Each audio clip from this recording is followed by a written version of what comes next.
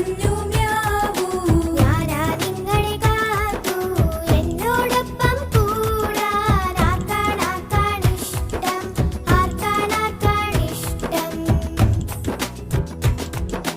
ആര് പറഞ്ഞു